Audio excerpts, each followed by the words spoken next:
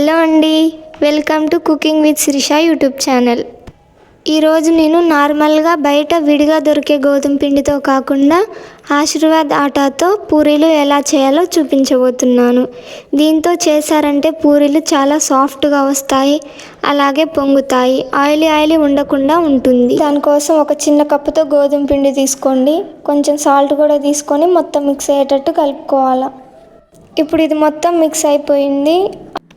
తర్వాత ఒక గ్లాస్తో వాటర్ తీసుకొని కొన్ని పోసుకుంటూ కొంచెంగా ఇలా వేళ్ళతో కలుపుకోవాలి.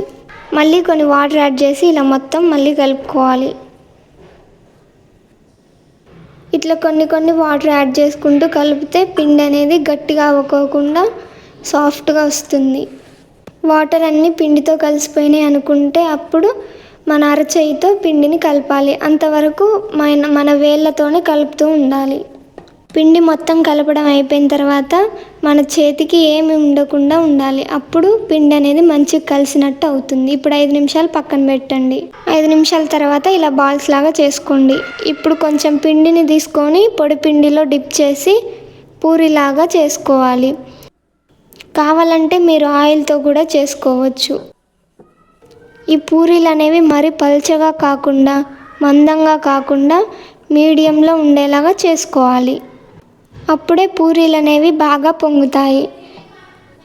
మిగిలిన వాటిని కూడా దీనిలాగే చేసుకోవాలి.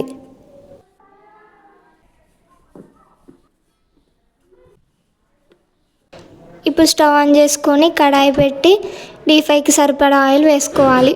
ఆయిల్ బాగా హీట్ అయిన తర్వాత మనం ఇలా చేసుకున్న దాన్ని ఒక్కొక్కటిగా వేసుకోవాలి.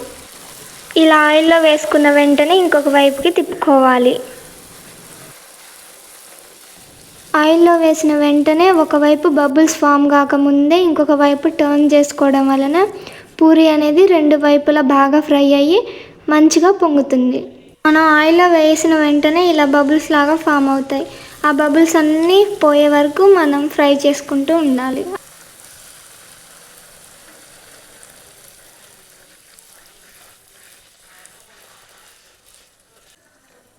చూడండి, బబుల్స్ అన్నీ పోయినాయి. ఇప్పుడు ఇది బాగా ఫ్రై అయింది. దీన్ని ఆయిల్లో నుంచి తీసుకోవాలి. మిగిలినవి కూడా ఇలాగే చేసుకుంటే వేడి పూరీలు రెడీ అయిపోతాయి. ఈ వీడియో నచ్చినట్లయితే మరిన్ని వీడియోస్ కోసం మన ఛానల్ని లైక్ చేసి సబ్స్క్రైబ్ చేసుకోండి.